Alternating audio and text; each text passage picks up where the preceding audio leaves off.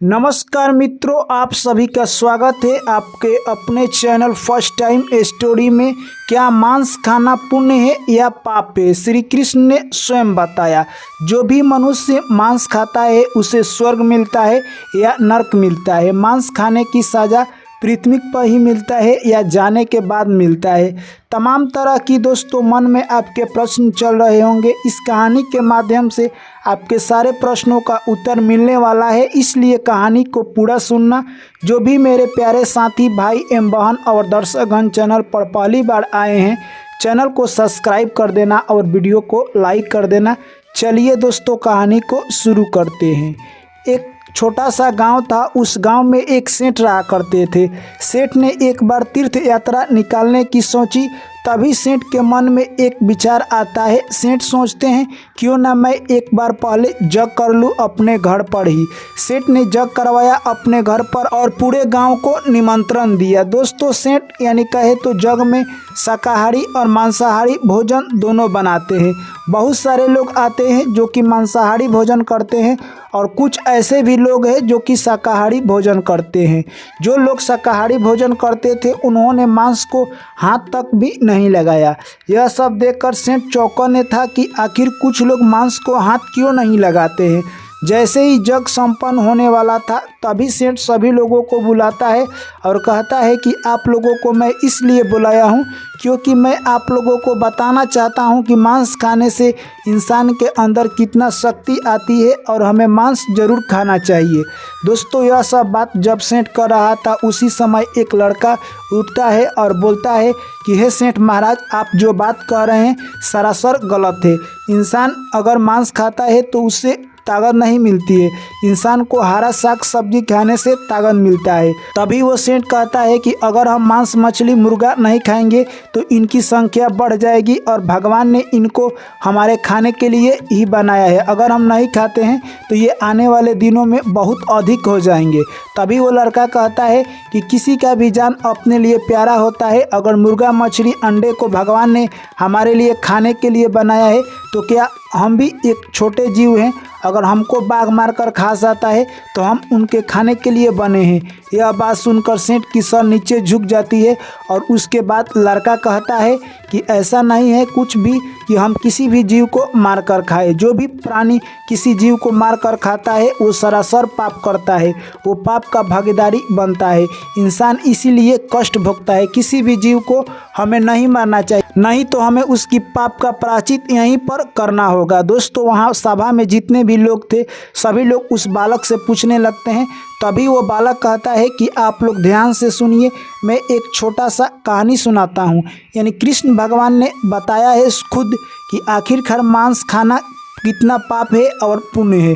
दोस्तों, वो लड़का आगे कहता है कि एक बार की बात है, कृष्ण भगवान एक जंगल में बैठकर यानी भक्ति में लीन थे। तभी वहाँ पर एक हिरन दौड़ा दौड़ा आता है और कृष्ण भगवान के बगल में बैठ जाता है। उतने ही देर में एक वहाँ पर शिकारी आ जाता है और कृष्ण भगवान से बोलता है कि हे महात्मा, आप इस हिरन को मुझे दे दीजिए, सिर्फ इस हिरन पर मेरा अधिकार है।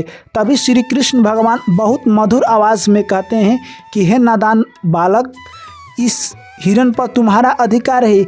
इस धरती पर जो भी प्राणी है उस पर किसी का अधिकार नहीं है। स्वयं प्राणी का अधिकार स्वयं पर होता है, किसी दूसरे प्राणी का अधिकार दूसरे पर नहीं होता है।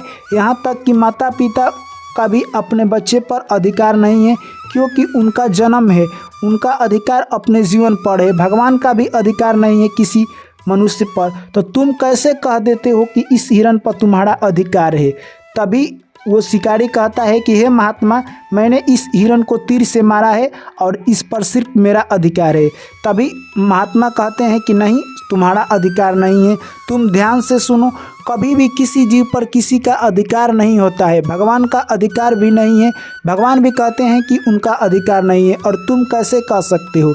ये जीव है, अगर तुम इसे मार कर खाते हो तो तुम्हारे ऊपर बहुत बड़ा पाप लगेगा। तुमने इसे मारा है यानी खाने के लिए। ऐसा अगर तुम करते हो, तुम्हारे पास विवेक है, फिर भी तुम गलत काम कर रहे हो।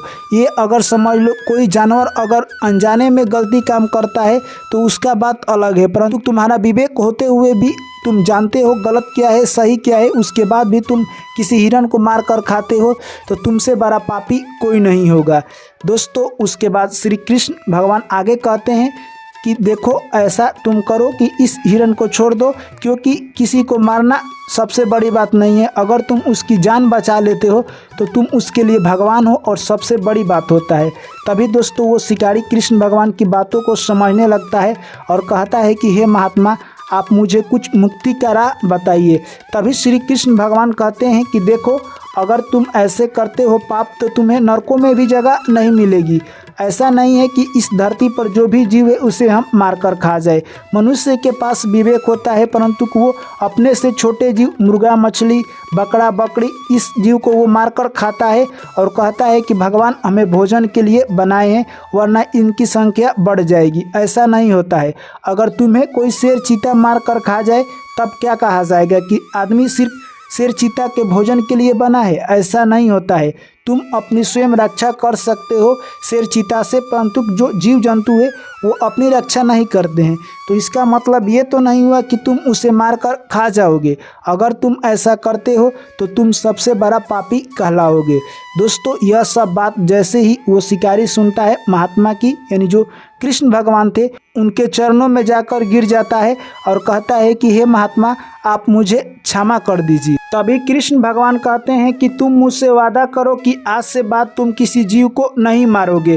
तभी वो शिकारी कहता है कि हे भगवान, आज से बाद मैं किसी जीव को नहीं मारूंगा, मैं आपसे वादा करता हूं। और वहां से शिकारी अपने घर को चल देता है। दोस्तों उधर लड़का कहता है कि आपने देखा किस तरह से वो शिकारी कृष्ण भगवान की बातों को मान लेता है और उस दिन से जीव जंतु को मारना छोड़ देता है। ऐसे ही समय निकलता गया और वो शिकारी एक राजा का मंत्री बन जाता है। दोस्तों जैसे ही वो राजा का मंत्री बनता है, उस राज्य का राजा भी मांस मछली खाने वाला था और वो कहता है कि मांस मछली खाना काफ़ी अच्छा होता है। तभी वो शिकारी था जो कि मंत्री बना हुआ था, वो राजा से प्रसन्न नहीं था। वो सोचता था कि मैं राजा को कैसे समझाऊं। दोस्तों उसके बाद यानी कहे तो उसके राज्य में अकाल पड़ जाता है एक दिन। तभी राजा घोषणा करते हैं कि हमारे पास अनाज तो नहीं है खरीदने के लिए पैसा, परंतु आप लोग मांस मछली खाना शुरू कर दीजिए जिससे कि अनाज की आवश्यकता नहीं पड़ेगी।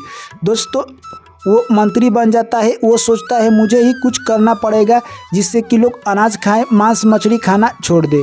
तभी वो मंत्री और भी बाकी जो भी मंत्री थे उनके घर रात्रि में पहुंच जाता है और कहता है कि राजा का तबीयत बहुत तेज़ खराब है, आप लोग अपने मांस का टुकड़ा दीजिए। तभी दोस्तों कोई भी मंत्री तैयार नहीं होता है। सभी मंत्री कहते हैं कि हम लोग अपना मांस का टुकड़ा नहीं देंगे क्योंकि हमारी शरीर प्यारा है और आप मुझे इसके बदले पैसा ले लीजिए। तभी वो मंत्री कहता है कि नहीं, राजा साहब को डॉक्टर ने बोला है कि सभी मंत्री का मांस लाकर देने पर ही राजा का तबीयत ठीक होगा। तभी सभी मंत्री कहने लगते हैं कि नहीं, हम लोग मांस नहीं देंगे, उसके बदले आप पैसा ले लीजिए। दोस्तों वहाँ से वो मंत्री पैसा ले लेता है और इसी तरह से सभी मंत्री के घर जाता है और बहुत सारा पैसा इकट्ठा कर लेता है। और अगले दिन जैसे ही सुबह होती है, सभी मंत्री राज दरबार में आते हैं तो देखते हैं कि राजा का तबीयत खराब नहीं है, राजा ठीक है।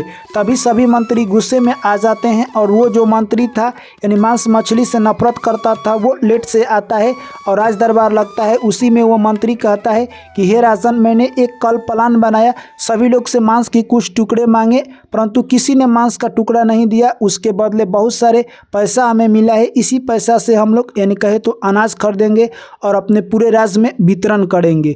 उसके बाद दोस्तों राजा को समझ आ जाता है कि कोई भी व्यक्ति जब अपनी जान की बात आती है तो उसे अपना जान प्यारा लगता है, तो हम लोग क्यों मुर्गा मछली अंडा बकरा बकरी को मार कर खाएंगे, उनके भी तो अंदर जान होता है।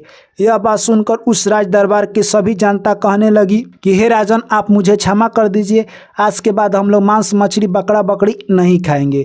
दोस्तों यह लड़का जैसे ही यह सब कहानी सुनाता है, उस राज दरबार के सभी लोग उस लड़का से माफ़ी मांगने लगते हैं। तभी वो लड़का कहता है कि आज के बाद आप लोग वादा कीजिए कि मांस मछली आप लोग नहीं खाएंगे और बकरा जीव जंतु को नहीं मारेंगे। दोस्तों सभी लोग उस दिन से वादा करते हैं और आज के बाद से वो लोग मांस मछली खाना छोड़ देते हैं। तो दोस्तों ये कहानी यहीं पर संपन्न होती है। तो ये कहानी आप लोगों को कैसी लगी कमेंट करके जरूर बताएं। वीडियो अच्छी लगी तो वीडियो को लाइक करें, दोस्तों के साथ शेयर करें। पुनः आप लोगों से मुलाकात होगी अगली कहानी में। तब तक आप लोग मुझे दीजिए इजाज़त। सभी साथियों को मेरा प्यार भरा नमस्कार। जय श्री कृष्ण। राधे राधे।